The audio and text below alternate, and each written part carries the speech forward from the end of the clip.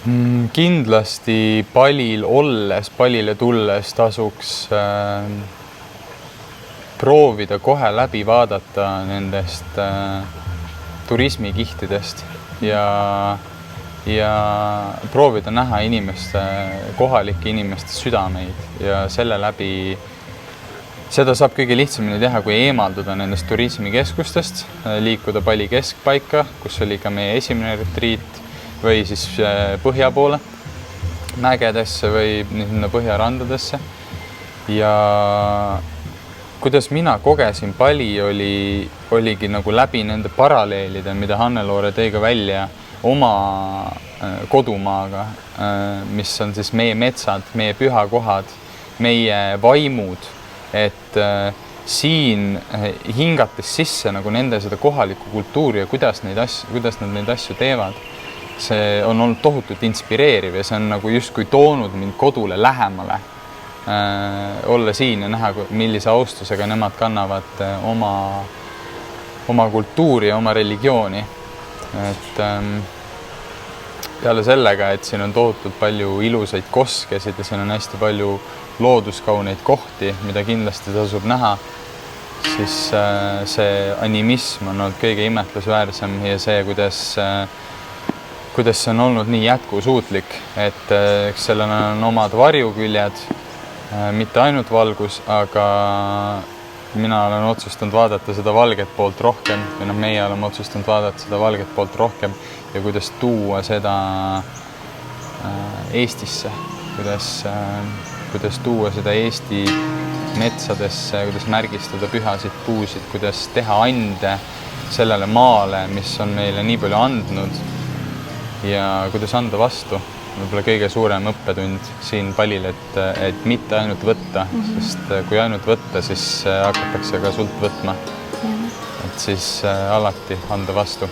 Ja kui ma täitsa aus olen, siis Pali ei ole mind kunagi kutsunud sihtkohana. Ma tean, et paljudel on ta selline unistuste sihtkoht, aga minul tekitas ta just vastuolu. Ja võib-olla just sellepärast, et ma nägin, kui palju Palile tullakse, et Palil tehakse retriite, et Palil korraldatakse väga palju, aga siis mida ma nendest videotest ja sotsiaalmeedia postitustest ei näinud, oligi see päris Pali. Oli tunne, et hästi palju sõidab sisse sellele ja siis see päris olemus hakkab siis kaduma, aga nendel retriitidel ja siin ma olen seda päris olemust väga palju saanud kogeda ja ma armusin täiesti ära Palisse, aga just sellesse, mis ongi nende kihtide taga. Aga Bella ja Igor viisid meid kohe sinna kihtide taha muidugi, et kohe esimese avatseremooniana Pali kohalik puhastustseremooniad. Kindlasti need Pali tseremooniad retriitidel olid ka väga olulised punktid. Ma ise olen märganud, et sellised koolitused, kus sul on nagu partneritena mees ja naine, on kõige harmoonilisemad, on kõige rohkem maandatud mõlemalt poolelt ja hoitud mõlemalt poolelt, nii meheliku kui naiselikkuse poolelt. Et Igori selline maandatus, maatundlikkus ja samas ka nagu praktikatele pühendus oli väga imetlusväärne. Ja kuidas ta seda edasi andis, oli ka vahest retriidi kontekstis tunduvad need asjad nagu kiirustatud, et tahaks nagu rohkem aega integreerimiseks, aga mina ei tundnud kordagi seda kohta, et nüüd on aeg tähtsam kui see, mis meie teeme. Et nüüd on tähtsam see, et me jõuaks lõunale, vaid alati hoiti ruumi sellele, kus need retriidil olijad oma protsessis parasjagu on. Ja sama Bella kohta, et oma sellise pehme naiselikkusega, oma õrna hääle sükse vabaks laskmisega, see lubas, ma arvan, hästi paljudel naistel ka nagu tulla oma naiselikkusesse, et tulla välja selle modernse maailma sellisest ajarütmist, töörütmist, sellisest mehelikust maailmast ja tulla tajuda oma rütme, mis on naistele hästi tähtis. Nõustan sellega, mis Henri ütles, et see toimub väga hästi, et on mees ja naine, et on paar, et see on kuidagi hästi tasakaalus. Mulle meeldib Igori konkreetsus, selge sõnalisus, et asjad on nii, nagu asjad on. Ja Bella selline pehmus, et need on väga komplimenteerivad ja sulanduvad millekski hästi harmooniliseks, et ruumi hoides, et on tõesti turvaline olla, et sul on niisugused piirid paigas, ütleme nii, aga samas on hästi palju, et kui sul on piirid paigas ja sul on see maandatus olemas, et siis sul on ruumi kasvada ja minna nendesse kõrgustesse ja just anda vabaks ka. Et hästi selline hoitud ruum, väga turvaline ruum, kogeda ükskõik, mis siis toimub. Ja mulle väga meeldib Bella ja Igori puhul see, et ajaraamistik on ka paigas. Et olgugi, et sul on ruumi ja aega kogeda oma asju, siis kindlad kellaajad, tunnid algavad õigel ajal, et sul päevakavad ei lähe venima täiesti laiali, vaid et seal on mingi teatav struktuur. So actually in the universe, the God or the Lord in all manifestation or in all direction of the world, that a big universe, also in our small universe, yeah. That's complex also, similar like the direction. Kõik praktikad olid nagu alati hoitud sellele ruumile, kes parasjagu seal kohal oli. Et polnud kunagi sellist tunnet, et see on see, kuidas me oleme seda varem teinud ja see on see, kuidas me teeme seda nüüd ja et niimoodi see peab käima, et sellist nagu kitsust ei olnud, et oli selline nagu avatus, mis pani inimesed ebamugavusse, sest mingid praktikad on võõrad, aga alati oli nagu see, et tehke nii, nagu teie tunnete, et oli luba, oli ruum ja oli hoitus sellele, et lähenege sellele enda intuitsiooniga. Siin on see, kuidas see käib ja siin on see, kuidas seda saab teha, see vorm on olemas ja nüüd lähenege sellele vormile enda tundega.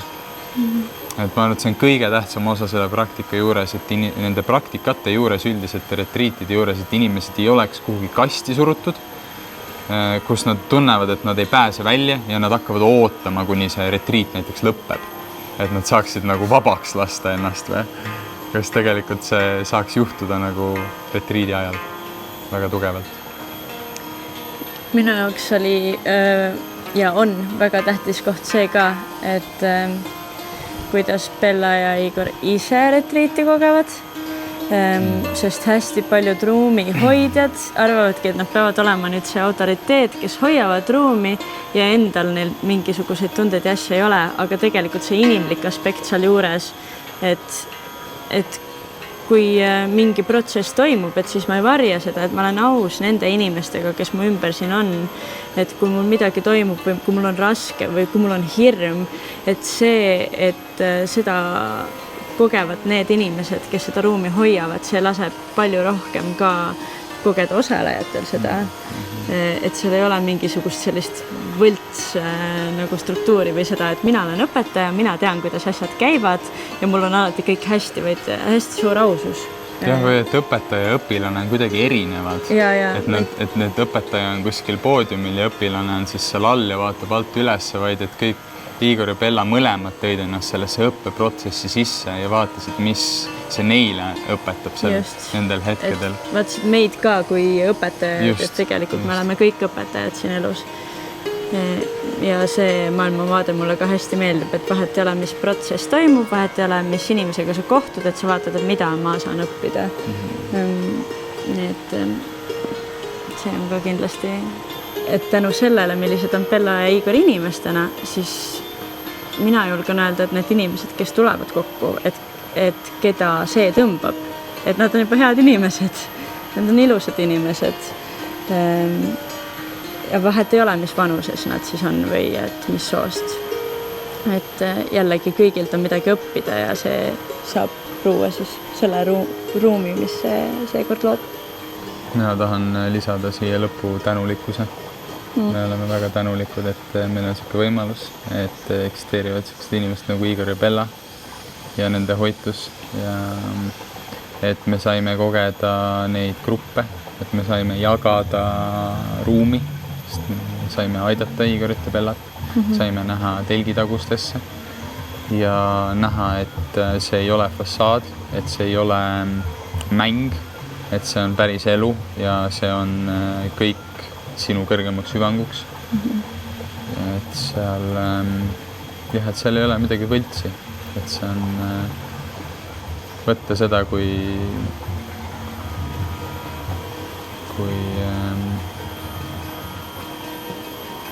tervenemist kerguses, et mitte lasta hinnangutel arvata, et need asjad peaksid ka olema rasked, vaid lubada ennast sellesse retriidi mulli kaduda ja siis jälle välja integreerida täielikult.